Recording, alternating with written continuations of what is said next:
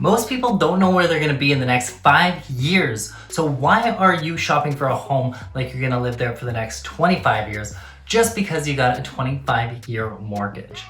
Spoiler alert, you're not gonna live in that house for 25 years.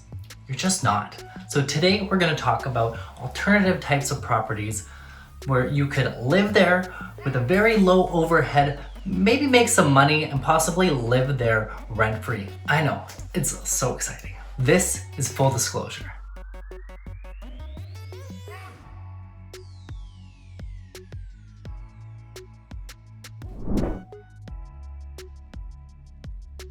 A while back, I had this thought of why wouldn't anybody just buy, why don't people do this? They just buy a duplex, live in one side of it, and rent out the other side. And if it was a triplex, fourplex, do the same thing. Maybe you could make it a multi-generational family house and you could build some real wealth there. But anyway, back to this video.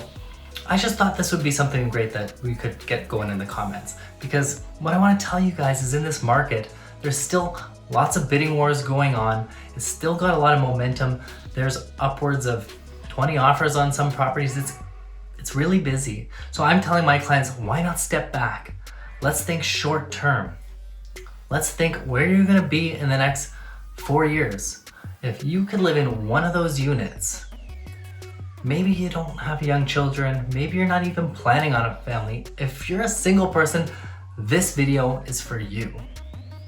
Let's just say you had a fourplex. You find a 4-unit building and then there's one studio apartment. And the rest are much bigger units, yield more rental income in those bigger units. If you live in that smaller unit and you rent out the other 3, you can actually make money. If you do this right, you can live there rent-free and make money. And if the numbers don't pencil on another property, because maybe the rents are low, perhaps you just break even. Better yet, maybe your monthly payment would be really small. The point is, there's other options out there for you.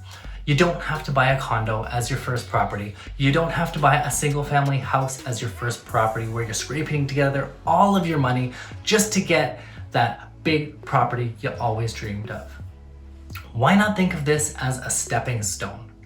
Think of this as that moment of getting on that escalator where you get this first property and then you can move on in a few years, because the average Canadian stays in their home for 7 to 10 years. And I would argue a recent statistic of that would probably be a lot lower.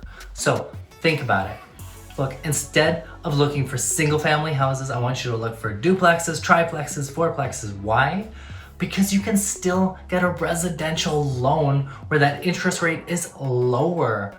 And mind you, interest rates are on the rise. We'll keep that for a different conversation, but make sure you're also looking at these, because there's so many more opportunities out there than you think. Just when you look on MLS, there's more than MLS, but this is just my full disclosure. So if you have any questions, if you want to get the conversation, if this is blowing your mind, if you want to schedule a time to talk to me, go ahead, comment below, slide into the DMs, and don't forget to subscribe, because I like doing these videos for you guys. I want to see you next time. I'm going to keep making them. Bye for now.